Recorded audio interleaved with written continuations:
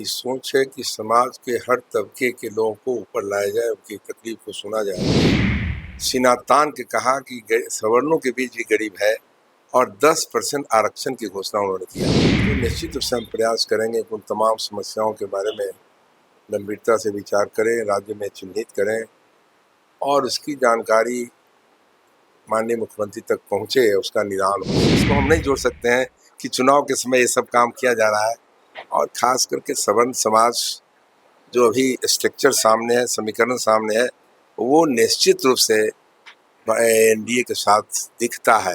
नमस्कार, मैं हूं देवांशु। आप देख रहे हैं न्यूज़ 47। इस साल बिहार में विधानसभा के चुनाव होने हैं और चुनाव से पहले आयोग में चेयरमैन पद की नियुक्ति जो है वो लगातार हो रही है और आज स्वर्ण आयोग के अध्यक्ष बनाए गए हैं महाचंद्र प्रसाद। इस वक्त हमारे साथ हैं स्वर्ण आयोग के अध्यक्ष। बिहार में कहने को पहली बार ये बना है, हालांकि इसे कई साल पहले जो है इसकी परिकल्पना की गई थी, लेकिन साकार एक तरह से आप कह सकते हैं कि नहीं हुआ। महाचंद्र प्रसाद होंगे। सबसे पहले हम इनसे पूछेंगे इनकी प्राथमिकताएं क्या होंगी, उसके बाद कई सवाल होंगे। क्या प्राथमिकताएं होंगे? आयोग का जो है वो गठन किया गया है, स्वर्ण आयोग। एक लंबे वक्त से जो है वो स्वर्णों की एक मांग थी कि हमारे लिए भी एक आयोग बने। देखिए, ये माननीय प्रधानमंत्री जी की सोच है कि समाज के हर तबके के लोगों को ऊपर लाया जाए, उनकी तकलीफ को सुना जाए, कहाँ कमजोरी है उसको चिन्हित किया जाए। यही कारण है कि देश में पहला एग्जाम्पल है आज़ादी के बाद कि इस देश का प्रधानमंत्री माननीय नरेंद्र मोदी जी ने सीना तान के कहा कि सवर्णों के बीच भी गरीब है और 10% आरक्षण की घोषणा उन्होंने किया। उसका लाभ आज गरीब सवर्णों को मिल रहा है, सबों को मिल रहा है। ये बात सही है कि इस प्रदेश के मुख्यमंत्री माननीय नीतीश कुमार जी ने भी सवर्ण आयोग की कल्पना की थी, उन्होंने बनाया भी था और उसको काम आगे बढ़ा, फिर रुक गया। और आज इस कठिन परिस्थिति में हमारे पार्टी के शीर्ष नेतृत्व ने और इस प्रदेश के माननीय मुख्यमंत्री ने ये आयोग की जवाबदेही हमें दी है।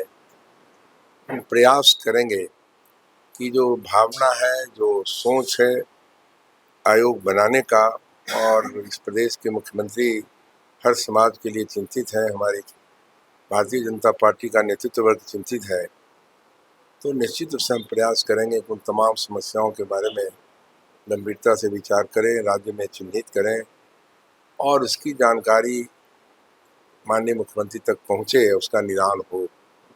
ये बात सच है कि आज हर जाति धर्म के लोगों को ऊपर लाने की कल्पना है, सोच है और विकसित भारत का कल्पना है।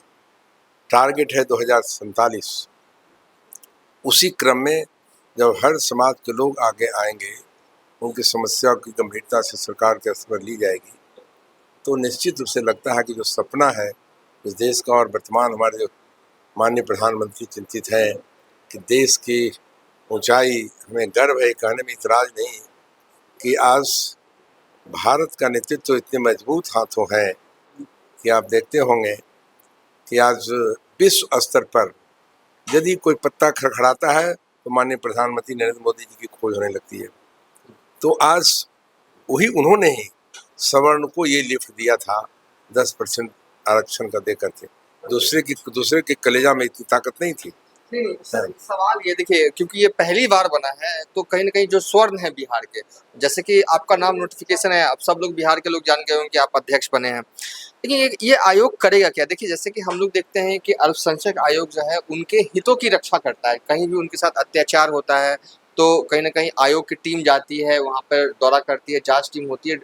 अगर कोई संगीन मामला हो तो डीएम एसपी को भी तलब किया जाता है। अब बात स्वर्ण आयोग की, तो मैं पूर्ण रूप से पूछूं तो ये करेगा क्या? जैसे कि बिहार के ब्राह्मण है, भूमियान है, राजपूत है, जो ग्रामीण इलाकों में रहते हैं, गरीब हैं, उनके लिए आयोग के होने का मतलब क्या है?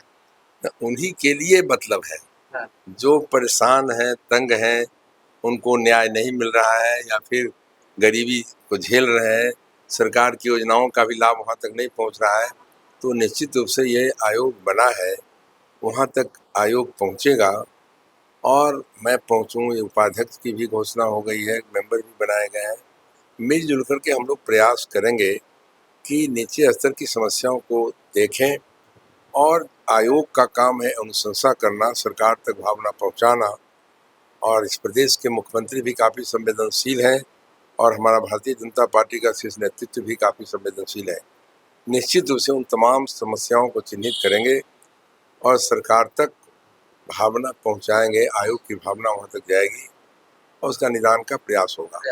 ठीक है, क्योंकि आप स्वर्ण आयोग के अध्यक्ष बन गए हैं, हालांकि ये सवाल क्योंकि अध्यक्ष के तौर पर नहीं लेकिन एक नेता के तौर पर मैं आपसे पूछ रहा हूँ, क्योंकि जैसे ही आपका नाम आया कहीं न कहीं जो विरोधी खेमा है वो कहने से हिचक नहीं रहा है कि कहीं न कहीं अब जो है एनडीए को डर रहा कि स्वर्ण जो है वो छिटक सकते हैं। मोदी विजय सिन्हा के यहाँ पहुँचते हैं, चाहते तो कुछ और नेताओं को लेके पहुँच सकते थे, लेकिन विजय सिन्हा के यहाँ पहुँचना, शादी में बिहार के वो पहले नेता रहे जहाँ पे रिंग सेरेमनी में पहुँचे। उसके बाद स्वर्ण आयोग का जो गठन, कहीं न कहीं क्या स्वर्ण छिटक रहे थे इसलिए इस तरह के कदम उठाए जा रहे हैं?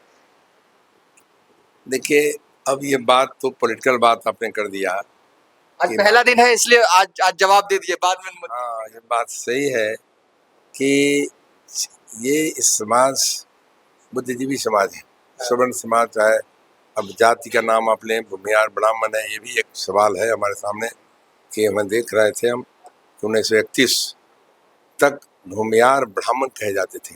धीरे धीरे वो समझ कर आगे भूमिहार का अर्थ दूसरा होता है। और फिर राजपूत समाज के हों या फिर हमारे वो ब्राह्मण समाज हों, काई समाज हों और अन्य जो समाज दो और हैं हमारे मुस्लिम समाज के भी लोग इसमें आते हैं सवर्ण में।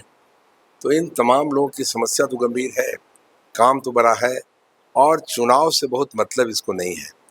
चुनाव तो भारतीय जनता पार्टी में का नेतृत्व, देखिए दो ही बात होती है, एक नेता पर और नेता की नीयत पर और उनके क्या उनका नीत का उनका आधार क्या है, नीयत क्या है और उनका या कार्य योजना क्या है। इस दोनों में भारतीय जनता पार्टी के नेतृत्व जो हमारा है माननीय नरेंद्र मोदी जी, इसमें कहीं कोई मैच नहीं है।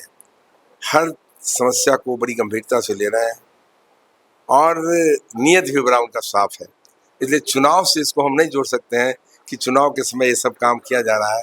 और खास करके सवर्ण समाज जो अभी स्ट्रक्चर सामने है, समीकरण सामने है, वो निश्चित रूप से एनडीए के साथ दिखता है।